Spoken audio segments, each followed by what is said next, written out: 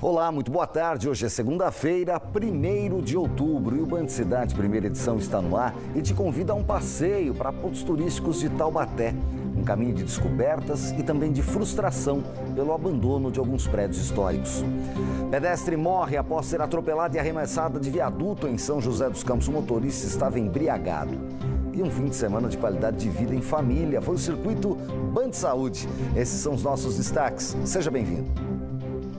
Conhecer o patrimônio arquitetônico da região central de Taubaté e resgatar a cultura e a história da região e também do país.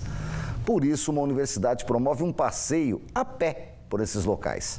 O resultado entre os participantes é uma mistura de sentimentos, que vão desde o encantamento pelo conhecimento à frustração pelo abandono.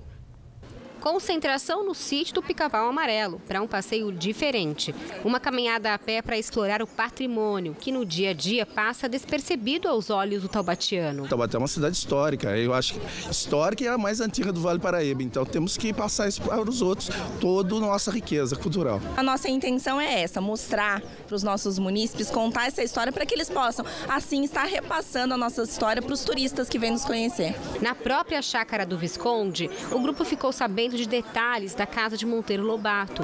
A arquitetura colonial do século XVIII de estrutura de taipa, de pilão.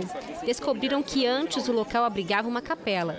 Depois do sítio, a caminhada começa. Primeira parada foi na Vila IAPI, onde antes moravam os funcionários e operários da indústria. A ideia é muito isso de mostrar para as pessoas o que elas passam todos os dias e não reconhecem como patrimônio. Aqui na Vila da IAPI, a gente tem um conjunto habitacional criado por um fundo industrial, uma arquitetura muito singular e uma repetição de obra muito importante. Próximo dali, visita a mais uma parte histórica da cidade, a Capela Nossa Senhora da Monção. Do final do século XIX, está localizada em um dos bairros mais antigos da cidade. O passeio ainda revelou a casa do chefe da estação ferroviária. Eu gostei bastante, só que a gente vê muito assim também o pouco cuidado mesmo, né, das iniciativas públicas, né, em relação ao patrimônio que é tão importante, né. O roteiro incluiu parte dos mais de 50 pontos que fazem parte do patrimônio histórico e cultural de Taubaté.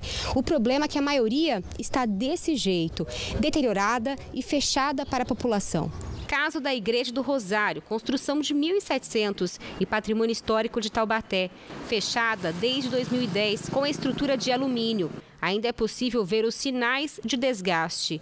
A poucos quilômetros daqui está a Capela Nossa Senhora do Pilar, inaugurada em 1748, interditada há 17 anos. As condições também não são tão diferentes.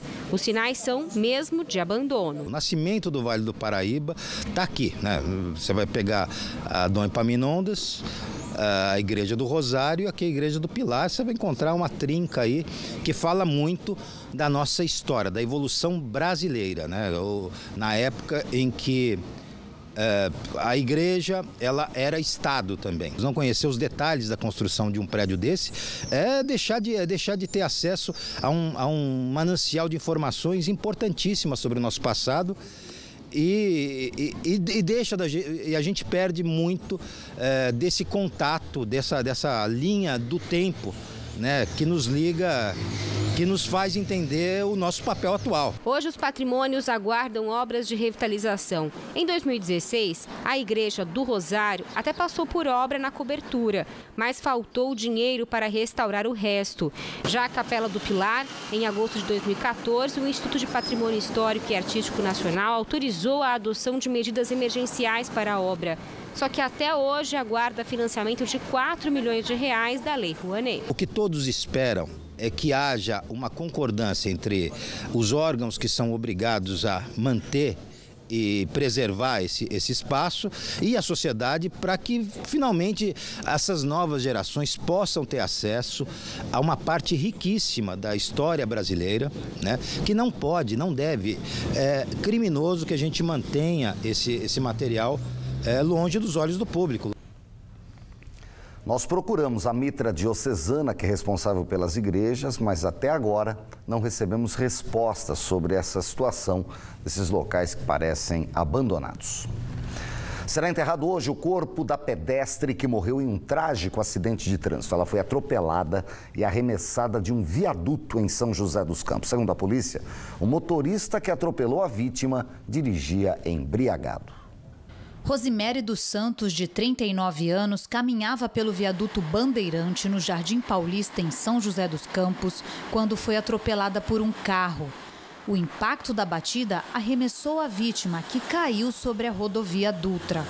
Uma altura de 6 metros.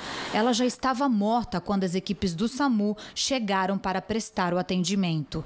O motorista do carro não teve ferimentos e foi conduzido à delegacia. Exames realizados no IML da cidade comprovaram que ele dirigia embriagado. Estas imagens de celular mostram o momento em que populares contêm o suspeito. Bebeu, cara? Agora você espera a polícia chegar aí, daí você não vai sair não, irmão. Não deixa ele sair dentro do carro, não. Que absurdo, né? O corpo de Rosimere será enterrado às 4 da tarde no cemitério Rodolfo Komorek. Vamos agora com imagens ao vivo da rodovia Presidente Dutra. Você vê o trecho de Aparecida, a pista molhada, chove em alguns pontos da rodovia. Fique atento você que vai para São Paulo. Houve agora há pouco a colisão de 2 caminhões no trecho de Jacareí, quilômetro 165. A lentidão na aproximação, o motorista deve redobrar a atenção. A Avenida 7 de Setembro, em Lorena, fica interditada a partir de hoje para obras na rede pluvial. O acesso sentido centro-bairro será na rua São Francisco, seguido pela rua Santinês e pela Cícero de Almeida. Quem vai para o centro deve pegar a rua Nossa Senhora de Fátima, sentido Avenida Peixoto de Castro, ou a rua Maria Mota, no sentido da Vila Passos. Os serviços acontecem por tempo indeterminado. Os bombeiros foram acionados nesta manhã para conter um suposto incêndio em uma sala de aula na escola Maria Antonieta, no bairro Pinheirinho dos Palmares. Segundo a prefeitura, os alunos do 9º ano atearam fogo em papéis que estavam dentro desta lixeira. As chamas foram apagadas rapidamente, ninguém ficou ferido. A direção da escola identificou os autores do vandalismo e chamou os responsáveis. Uma brincadeira, sem dúvida alguma, de muito mau gosto, que podia terminar em algo mais grave.